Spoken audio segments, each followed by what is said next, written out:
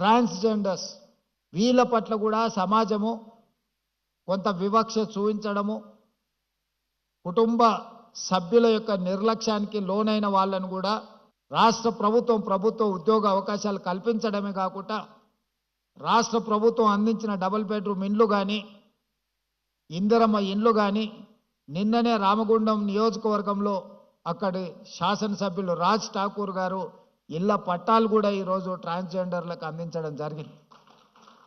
వివిధ శాఖల్లో ఈరోజు ఉద్యోగ ఉపాధి అవకాశాలు వాళ్ళకు కల్పిస్తున్నాం. ఈ వేదిక మీద నుంచి నా సహచార మంత్రివర్గ సభ్యులకు నా విజ్ఞప్తి, రాబోయే మున్సిపల్ ఎన్నికల్లో ఎక్కడైతే కార్పొరేషన్స్ ఉన్నాయో ఆ కార్పొరేషన్లో కోఆప్షన్ కార్పొరేటర్స్గా మనము నామినేట్ చేసే అవకాశం ఉంది. అందులో ప్రతి కార్పొరేషన్లో ఒక ట్రాన్స్జెండర్కి కార్పొరేటర్గా నామినేట్ చేస్తే వాళ్ళ ప్రాతినిధ్యం కూడా చట్టసభలలో అవకాశం ఉంటుంది. భవిష్యత్తులో వాళ్ళ సమస్యల గురించి మనం మాట్లాడడం కాదు, వాళ్ళ సమస్యల గురించి వాళ్ళే మాట్లాడే ఒక హక్కు వాళ్ళకు వస్తుంది.